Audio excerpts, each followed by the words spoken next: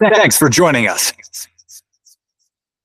Talkline Network Radio, America's longest-running Jewish broadcast network, the voice of the Jewish community. Welcome to the podcast. You are now tuned in to this episode of our podcast. Today, we are going to interview some of the greatest and most influential minds in our field. And now, please welcome your host. You're listening to Talkline with Zev Brenner, America's premier Jewish broadcast on the air since 1981. And we're back. Irit Tratt joins us again. Commentator, you can read her in lots of important publications, independent writer, and American Israel advocate. She's an RJC JINSA, JCPA National Board member, and we have her here every other week. So thank you for joining us again. Great to be here. So one of the things that intrigued me, I should say revolted me, that may be a better word, that's the zone of interest that so many people are talking about this movie that's supposedly about the Holocaust, but Jews are universalized in the movie, and yet you have this director, Jonathan Glazer, gets up and he makes a speech. And I thought he renounces Judaism. We'll play the audio where people saying, no, he meant Judaism in relation to the Holocaust. It was a convoluted sentence, but he's not a proud Jew, no matter how you slice it. But I want to get your reaction to that because that's what people are talking about. So here now is Jonathan Glazer at the Oscars. Our choices were made to reflect and confront us in the present, not to say, look what they did then, rather look what we do now. Our film shows where dehumanization leads at its worst. It shaped all of our past and present. Right now, we stand here as men who refute their Jewishness and the Holocaust being hijacked by an occupation which has led to conflict for so many innocent people. Whether the victims of October the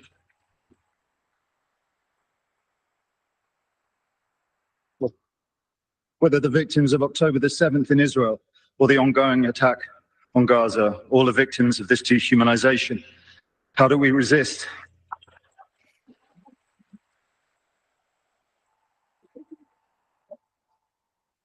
Alexandra Bistron Kaladziechek, the girl who glows in the film as she did in life, chose to. I dedicate this to her memory and her resistance. Thank you.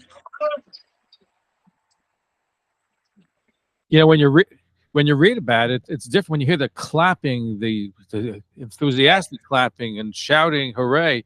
So he spoke to a sympathetic crowd. When he said that he rejects his Judaism, I read it that he rejects being Jewish and the Holocaust is part two. People said, no, he rejects his Judaism because of the Holocaust. Convoluted statement, but he's a self-hating Jew. What's your reaction, not only to him, but to the wild clapping and shouting supporting him? Right. So there are multiple, problems and troubling problems with his statement. The worst one being is that he's a Jew. And I think anti-Zionist Jews like Jonathan Glazer, Peter Beinart, Norman Finkelstein, they do so much damage to U.S. support for Israel because they provide cover for the non-Jewish anti-Semites. And you see this slow disassociation of left-wing Jews and even liberal Jews from Israel. So that's, one part. The other part, and like you mentioned, is the round of applause that he received. And I didn't even hear any booing. There was none. He received a lot of support from the audience. And I went back and played Vanessa Redgrave's 1978 acceptance speech. The Zionist hoodlum speech that she gave. She got booed and there was very little clapping. So you see how much Hollywood and how much our world has changed since then. And also another difference is that Vanessa Redgrave, later on in the show, Patty Chayefsky came up and, denounced what she had said. You had no such person coming up after Jonathan Glazer's speech this time. A friend texted me right after he got up to speak and said, don't worry, Steven Spielberg, is supposed to come up later. He's going to say something. I said, don't be so sure. Sure enough, he didn't say anything. And that's another issue. So, and it's a segue, Spielberg has done tremendous work for the Holocaust remembrance. But you see how the left uses the Holocaust to demonize Israel. And I think liberals often use the Holocaust to deflect attention away from anti-Semitism within the Democratic Party and the liberal orbit. But I think also people don't realize this movie, The Zone of Interest, really universalizes the Holocaust, de-Judaizes the victims of the Holocaust. So when you look at that, and people have written about it, I have not seen the movie, but people said the hero is not a Jew, but somebody else, a Polish person. But you have that, you take into context what he said about Israel, you have a pattern here of trying to universalize the Holocaust, de-Judaize it, and also blame Israel for the conflict in the Middle East. Absolutely, we see this universalization of the Holocaust particularly take root over the last 15 years. Ruth Weiss talks about this a lot. She's great, but and you see a lot of, like, Jimmy Carter, for instance, was the first administration to pitch the idea of a national Holocaust memorial. And even if you go to the National Holocaust Memorial today, yes, it's a tribute to the victims of the Holocaust, but you see a lot of other issues brought up now with Holocaust education. And it's with anti-Semitism. Like, we reject anti-Semitism and hate of all kinds. It's this universalizing of anti-Semitism where it's a very specific hate. Anti-Semitism is not like other bigotries. You know, as you were talking, I was thinking one of the anecdotes that people have when you speak to elected officials, they talk about anti-Semitism and hatred against Jews, more Holocaust education. Is that the solution, to fight anti-Semitism, just to teach more Holocaust, especially when they universalize the Holocaust?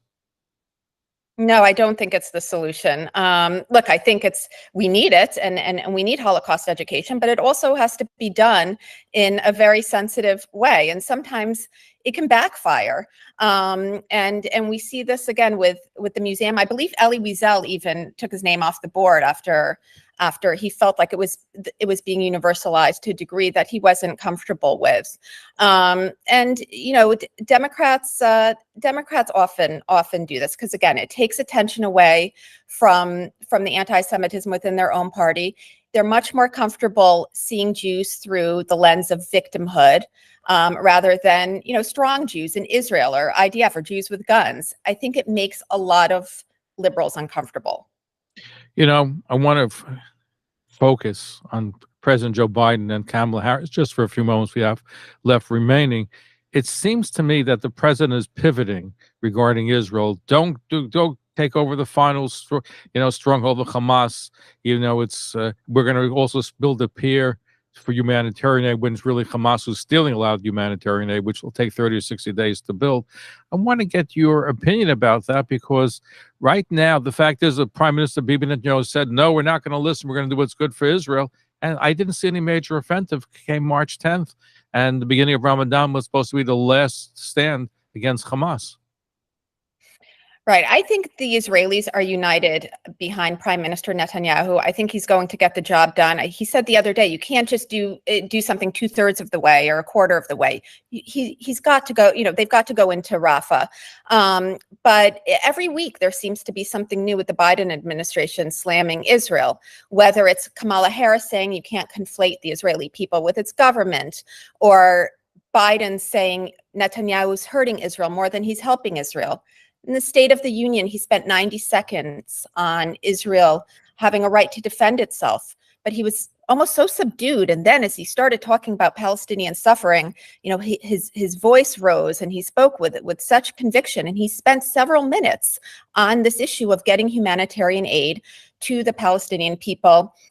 You mentioned that he now is floating the idea of constructing a pier to get them humanitarian aid. Okay, I guess that's okay. I mean, Yoav Gallant, the defense minister, is actually supportive of the idea. But once the aid gets there, who's going to secure the aid? Who's distributing the aid? Who's inspecting the aid to make sure that it's not weapons, going to Hamas? Israel can't have the responsibility to fight these terrorists and destroy Hamas and, make sure humanitarian aid is getting to where it needs to go. It's a lot on their shoulders. It certainly is. And, people also tend to forget the fact that in the tunnels, Hamas has so much fuel and food and supplies, which they're hoarding, which they really should be sharing, which they're not. They're stealing. Anything that comes in now, they steal and just add to their reserves in the tunnels. Right, right. And I think it bears mentioning, but it's not only coming from within the White House. This pressure on Israel and this red line, I don't know if the administration is going to decide not to protect Israel in the UN, if it goes into Rafah, if it's going to put restrictions on any weapons sales. But the pressure on Israel now is not only coming within that White House, it's coming from Democratic senators. Actually, it was 7 Democrats and 1 independent. Bernie Sanders signed a letter saying to Biden, this has to stop. We've got to get humanitarian aid to the Palestinians. And you also see it coming from within generally pro-Israel circles, like Senator Chris Coons of Delaware, Democrat. It's been very supportive of Israel in the past, has also expressed concerns. So you see some support fraying among Senate Democrats, and this is going to put pressure on Biden. It's not only coming from the squad. Irit Tratt, independent writer, an American Israel advocate, and she's on the boards of RJC, JINSA, and JCPA. You can read it in all major Jewish publications. Thank you for being here with us. Looking forward to our next discussion about some matters of import to us all. Thank you. Thanks for having me. Thank you for tuning in to Talkline with Zev Brenner, America's premier Jewish broadcast, the pulse beat of the Jewish community. For continuous Jewish programs, TalklineNetwork.com, or our 24-hour-a-day listen line at 641-741-0389. For past shows, you can find us on iTunes, Spotify, Amazon, YouTube, Instagram, and all major podcast platforms, or jewishpodcast.org. Thanks for listening to the TalklineNetwork.com. Follow us on Facebook, Twitter, and Instagram. Great job. Great job. Thank you. Thank you.